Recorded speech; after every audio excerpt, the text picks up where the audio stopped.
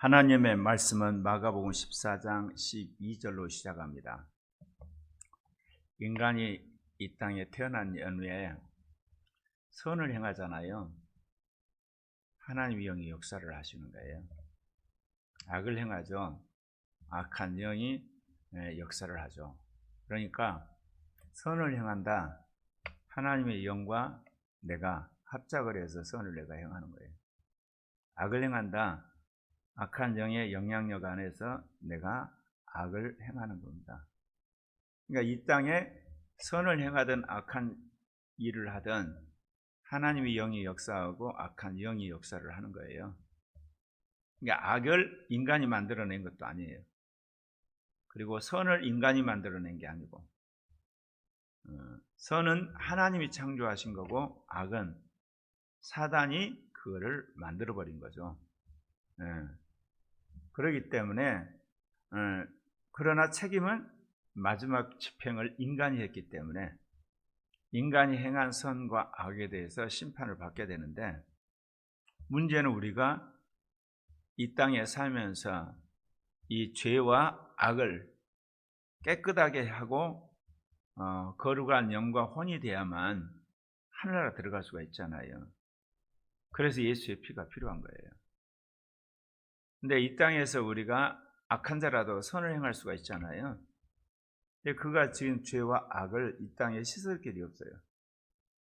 그러니까 주님 앞에 갔을 때는 이제 그가 지은 악과 죄악에 대해 심판을 받게 되는 겁니다.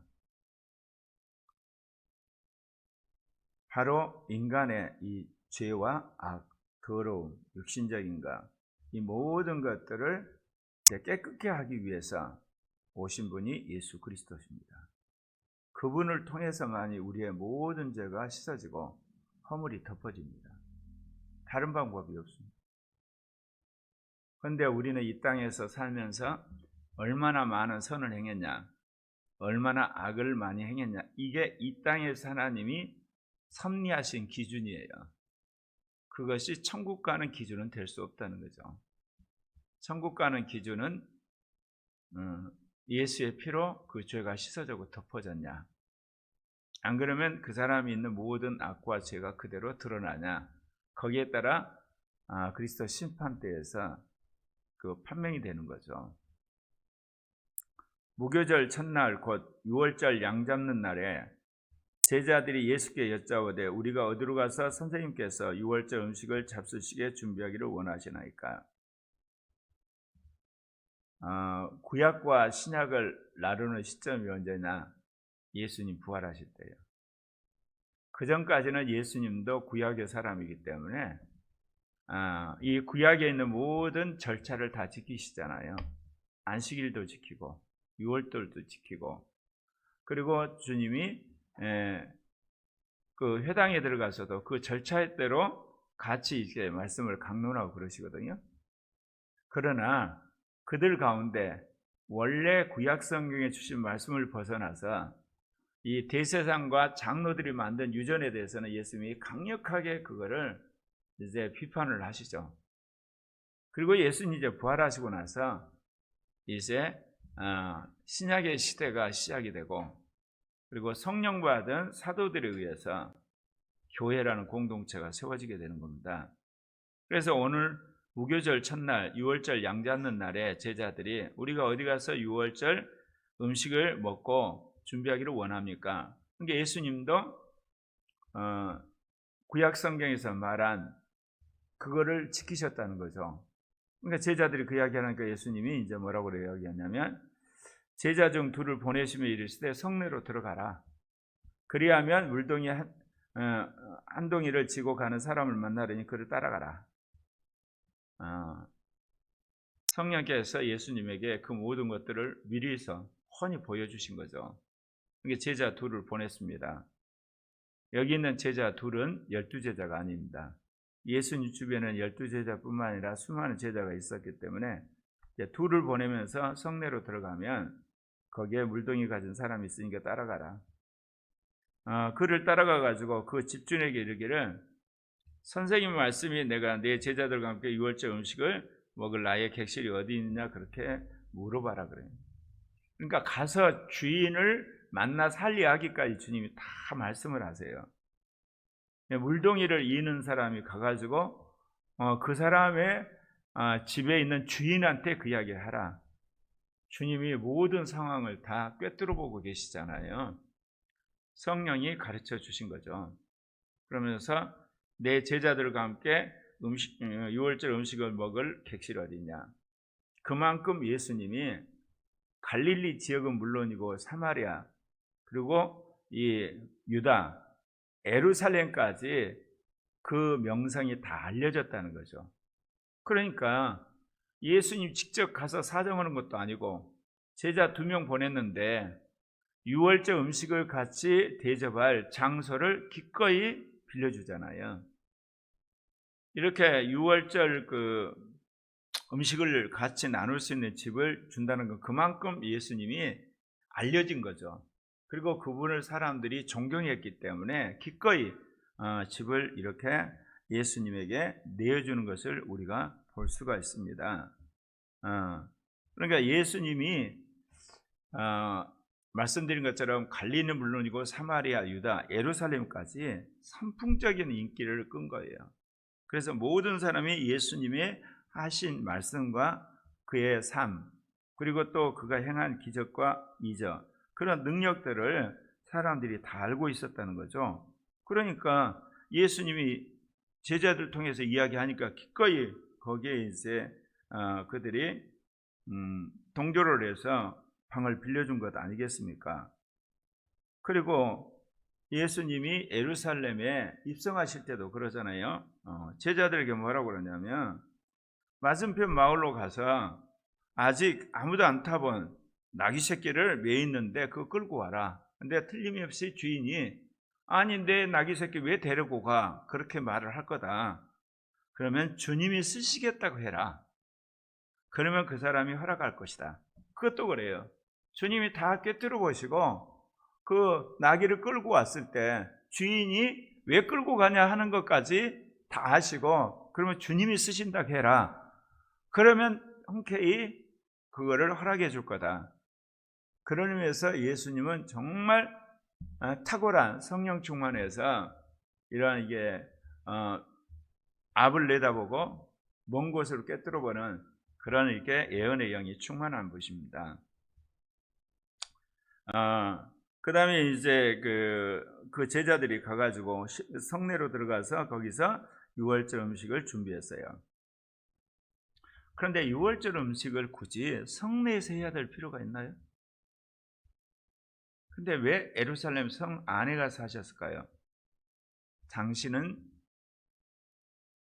예루살렘 성 안에서 십자가에 못 박혀 죽은 유월절 양이세요. 그렇기 때문에 이 성 안에 들어가셔서 당신이 유월절을 지내시고 당신이 붙들려 가지고 신약의 유월절 어린 양으로 죽으신 겁니다. 저물매 그 12를 데리시고 가서 다 앉아 먹을 때에 예수께서 이르시되 내가 진실로 너희에게 이르노니 너희 중 한 사람 곧 나와 함께 먹는 자가 나를 팔리라 하신대. 자, 우리가 대부분 예언 그러면 어떻습니까? 하나님께서 앞으로 닥칠 일을 말씀을 하시잖아요. 축복에 관한 이야기도 하고 어떤 때는 재앙에 대한 이야기를 하잖아요. 근데 축복을 할 때는 너가 끝까지 순종을 해서 그 축복을 받으라는 이야기고 재앙을 이야기했을 때는 그 재앙이 올 거니까 너가 지금부터 회개를 해서 받을 재앙을 피하라는 의미에서 대부분 모든 예언은 주님이 그렇게 말씀을 하세요. 구약에 보면. 그런데 어떤 예언 같은 경우는 이미 하나님의 심판이 결정이 돼 있어요. 그런데 왜 그 예언을 해주냐 이거죠. 너희들 망할 것이다. 왜 그 이야기를 하시느냐?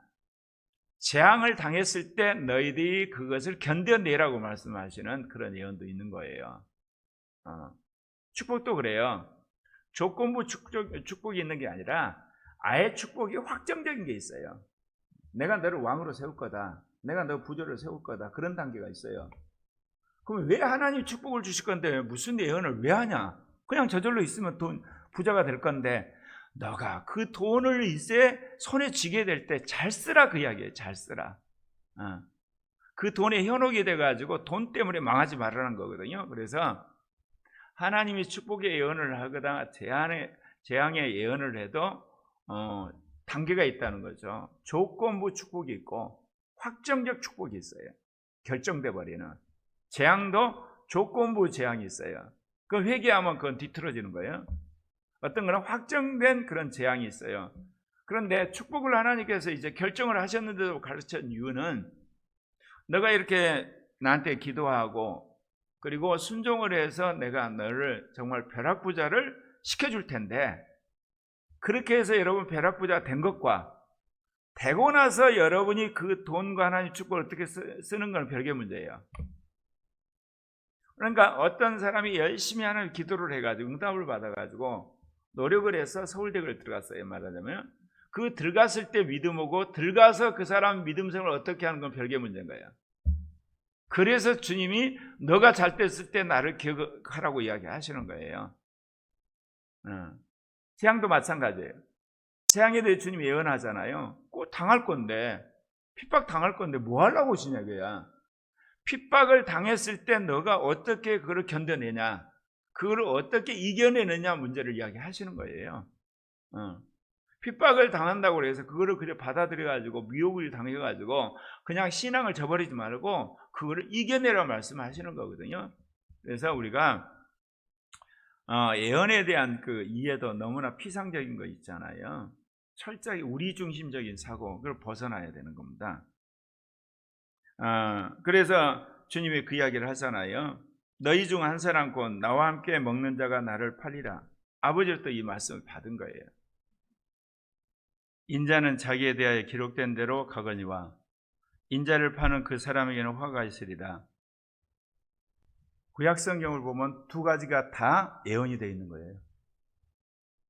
인자가 화를 당하는 거, 인류를 위한 구속의 제물이 된다는 이야기 예언되어 있고, 또 하나는 뭐냐, 은 30냥에 자기 스승을 판다는 이야기, 팔린다는 예언도 되어 있어요. 그러니까 예수 그리스도의 십자가 사건을 이루는데 그 두 사건에 붙잡혀서 죽는 인자 예수에 대한 예언도 있고, 그것을 은 30냥에 파는 이 가룟 유다가 행할 행위에 대한 예언도 되어 있는 거예요. 그럴 때 이제 우리가 어떤 생각을 하냐면, 예수님이야 십자가에 죽고 우리의 대속제물을 위해서 오신 거니까 그 예언은 이해가 가는데, 아니 그 예수를 파는 가룟 유다에 대한 예언도 어떻게 성경에 예언이 될 수 있냐, 그렇게 따질 수가 있거든요. 하나님 그거 막을 수가 없냐 말하자면, 아니면 그거 그때가 되면 어느 누구든지 그냥 예수님 파는 사람으로 되는 거야, 그게 아니라는 거예요. 예수의 죽음과 예수를 파는 자의 사건은 붙어있는 사건이에요. 하나님이 당신의 아들을 이 땅에 보내려고 작정을 하셨으면 그걸 예언을 하잖아요. 이거는 굉장히 중요한 사건이니까 이제 그 예수를 파는데 주동자 역할을 하는 가룟 유다 또한 이름은 구체적으로 명시는 안 됐지만 그 행위는 예언이 되어 있는 거예요. 이게 하나님의 역사를 이끌어가는 방식입니다. 여기서 이제 우리가 경고를 받아야 될 것은, 하나님이 예언한 그 예언 가운데 이루시기 위해서 주님이 약속한 것을 내가 받아들여서 내가 순종함으로 말하자면 하나님의 뜻을 행하는 자가 돼야 되지, 그 하나님의 뜻을 행하는데 악한 역할을 하는 자가 되어버리는, 그것은 참으로 비극적이 되는 거예요. 그러면 누가 그런 일을 하게 되느냐? 악한 생각을 가진 자를 악한 영이 부추겨서 결국 그 악한 짓을 하도록 하는 거예요. 그러니까 우리가 선한 일을 하든 악한 일을 하든 하나님의 뜻대로 살든 하나님의 뜻을 거역하든 이미 우리 영역 밖에 하나님이 계시고 그거를 방해한 사탄이 있다는 것을 항상 여러분이 염두에 두셔야 돼요.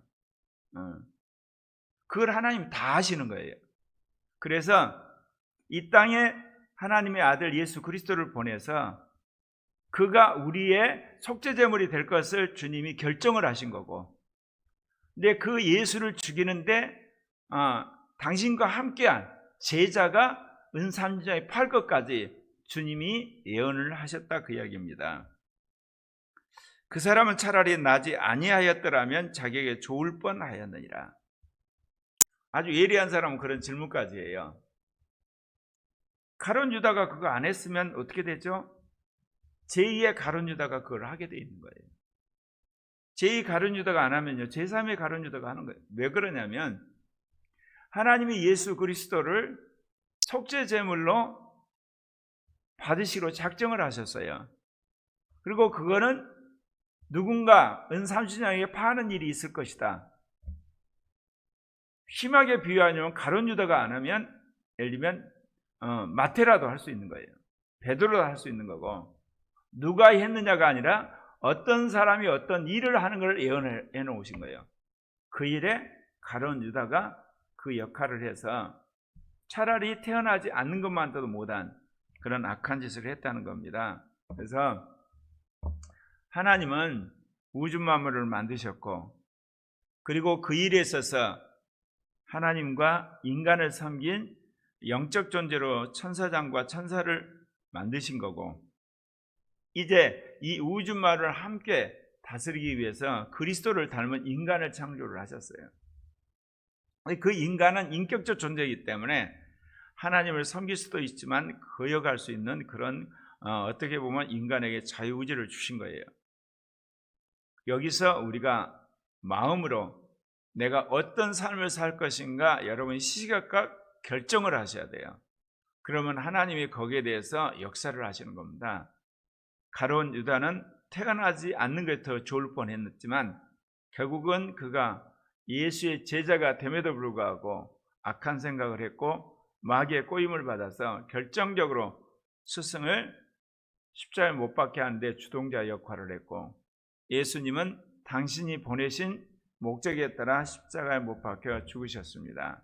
그래서 이것은 우리의 삶 속에서 우리가 성경에 있는 수많은 예언들을 대하는 태도입니다.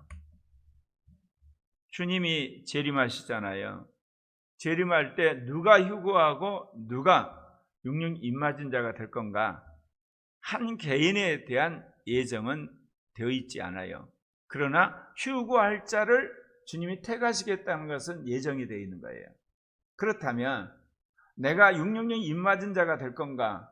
말하자면 내가 휴거할 자가 될 건가는 그 말씀을 들은 사람이 어떻게 준비하느냐에 결정이 되는 거예요. 이거는 7년 환란 시대고요. 교회 시대는 뭐예요? 주님이 복음을 들은 자들 가운데 사단을 완전히 짓밟고 주님이 기뻐하시는 하나님의 종으로서 14만 4천의 무리에 들 건가? 아니면 복음을 거부해서 영원한 더러운 자가 될 건가? 자기가 선택하는 거예요. 말씀을 듣고. 그러면 거기에 대해서 주님이 합당하게 테스트를 한 연후에 주님이 너는 14만 4천의 거룩한 성도고 너는 더러운 자라고 주님이 결정을 하셔서 그거를 판결을 하시는 겁니다. 그래서 하나님이 우리에게 말씀을 들려주실 때는 항상 거기에 대해서 긍정적으로 역할을 하고 또 그런 기회를 주시는 거예요. 그런데 내가 거부를 하게 되면 하나님이 결정한 바에 따라서 심판의 길, 멸망의 길로 가는 겁니다. 그래서 이런 하나님의 어떤 그 계획과 그리고 인간에게 준 기회 사이에서 여러분은 항상 주님의 뜻을 이해하고 믿고 그게 긍정적으로 반응하는 가치관을 가지셔야 돼요. 그러지 않고 여러분 중심적으로 그를 거부하고 그리고 여러분 마음대로 사는 가치관이 여러분 안에 숨어 있게 되면 여러분도 심판의 길로 갈 수가 밖에 없다는 겁니다. 기도하십시다.